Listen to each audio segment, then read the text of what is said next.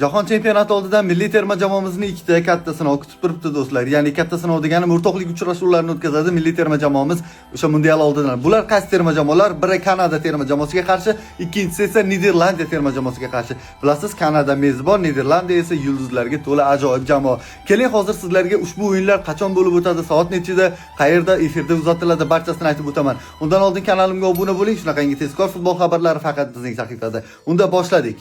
2-iyun kuni soat 6:00 da Kanada terma jamoasiga qarshi, 8-iyun kuni esa soat 23:45 da Niderlandiya terma jamoasiga qarshi o'rtoqlik o'yinlarini o'tkazadi. Bu nima uchun kerak? Bu terma jamoalar o'sha jahon chempionati oldidan sport formasini o'zini yo'lga tushirib olish uchun jamoani sinovdan o'tkazish, futbolchilar qaysi pozitsiyada, qayerda o'zini qulay his qiladi, shularni aniqlab olish uchun bu uchrashuvlar kerak. Bizga ustunroq narsa albatta terma jamoamizning holatini ko'rib olishimiz kerak va Cannavaro ham yakuniy 26 talik tarkibni aynan mana shu ikkita uchrashuvdan keyin aniqlab oladi. Eslatib o'taman do'stlar, ushbu uchrashuvlar profilim biosida joylashgan Telegram kanalida jonli efirda va o'zbekcha sharhda olib beriladi. Yuqorida aytdim, Kanadaga qarshi uchrashuv 2-iyun kuni soat 6:00 da bo'lsa, 8-iyun kuni Niderlandiyaga qarshi uchrashuv 23:45 da boshlanadi. Qo'shiling, o'yinni birga ko'ramiz va qanday natija qayd etiladi, birgalikda guvoh bo'lamiz do'stlar.